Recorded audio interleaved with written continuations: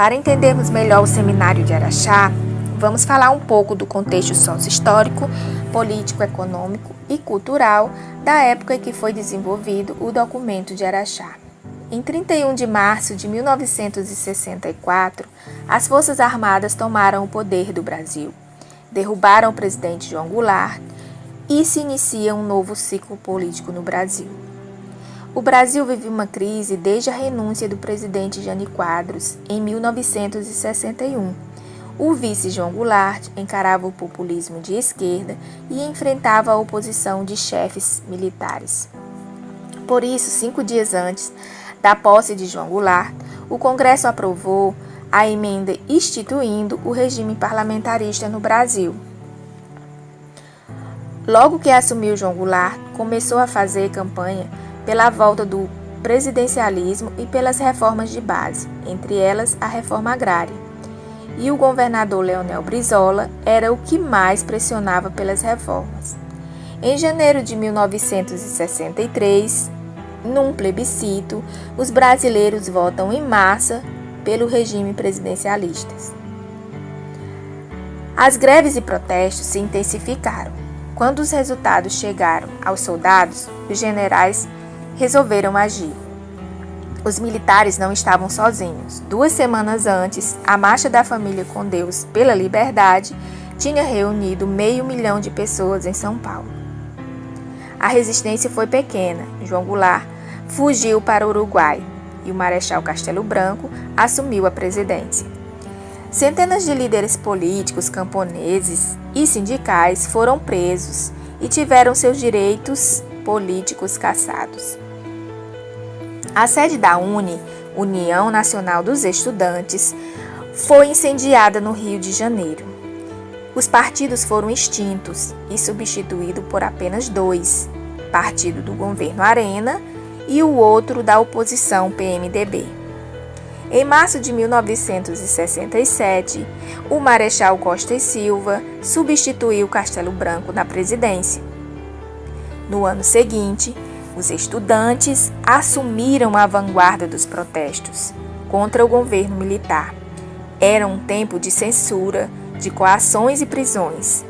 Grupos de extrema esquerda partiram para a corrente armada, os artistas aderiram à resistência do contrato e marcaram o surgimento de uma nova geração de artistas. Em 1968, os militares baixaram um ato constitucional número 5 e o Congresso foi fechado, os poderes foram concentrados no executivos. A repressão aumentou ainda mais. Eram os anos de chumbo. O desenvolvimento é um tipo de política econômica baseada na meta de crescimento da produção ativa do Estado, com base na economia e no aumento de consumo. É uma política de resultados e foi aplicada essencialmente em sistemas econômicos capitalistas, como no Brasil, no governo JK e no governo militar, que foi quando ocorreu o milagre econômico brasileiro.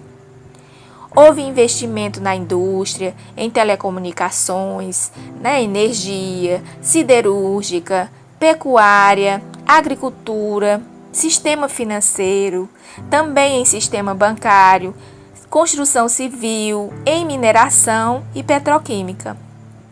E em 1970, o Brasil se tornou a 8ª maior economia do mundo. Desde o surgimento das primeiras escolas de serviço social, na década de 30, que o serviço social vem sofrendo radicais transformações, tendo em vista que suas primeiras práticas estavam ligadas à Igreja Católica e à ação social. Muita coisa começou a ser repensada, embora o serviço social surgiu como uma demanda do capitalismo.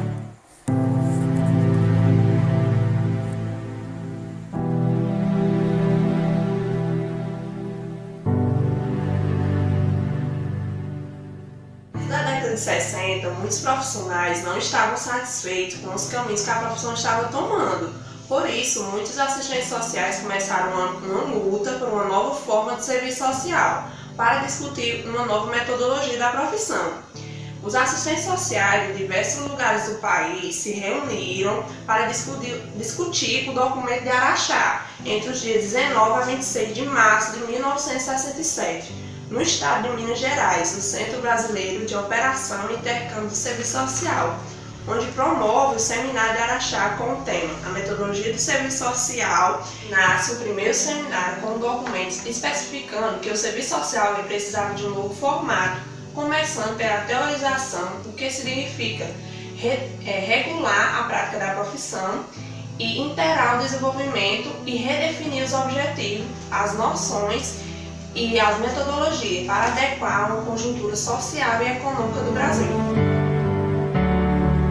O documento de Araxá, ele também colaborou para analisar a sociedade brasileira, ele tentando romper com o assistencialismo do serviço social tradicional, buscando novos objetivos teóricos metodológicos.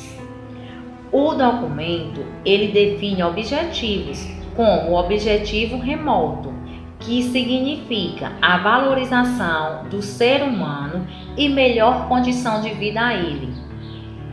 Toda essa melhoria, ela foi buscada com base na Declaração Universal dos Direitos Humanos.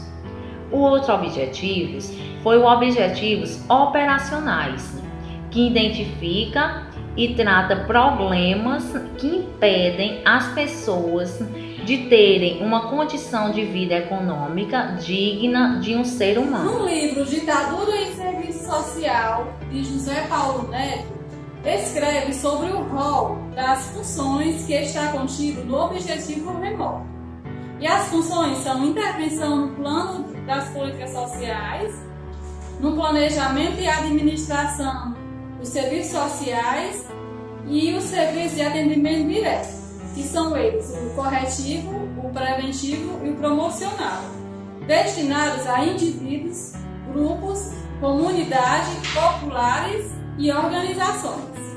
O corretivo trata de remoção de causas que impedem o desenvolvimento do indivíduo, do grupo e da comunidade.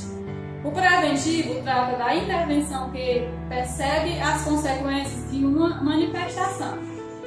O promocional trata de uma intervenção que torna possível que o indivíduo, o grupo e a comunidade realizem seu potencial.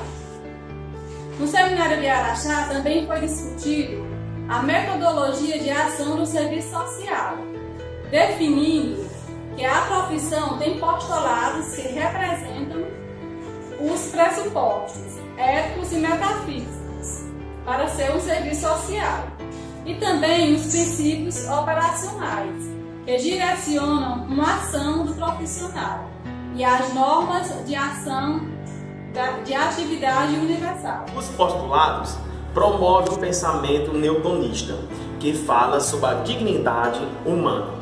Já os princípios operacionais integram, por um lado, a atuação dentro de uma perspectiva de globalidade da realidade social e, pelo outro lado, contemplam a participação do homem em todo o processo de mudança.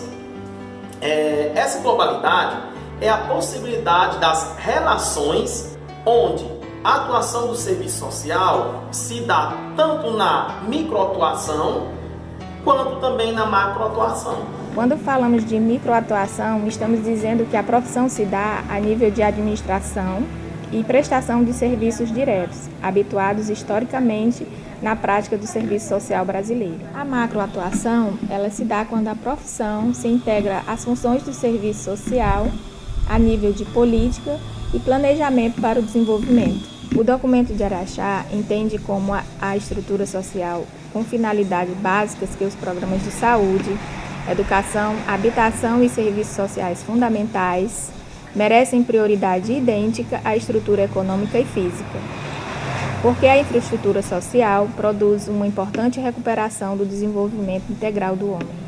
O documento reforça ainda a importância do serviço social em reconhecer a realidade brasileira, para que possa inserir nela adequadamente no esforço da reformulação teórica prática.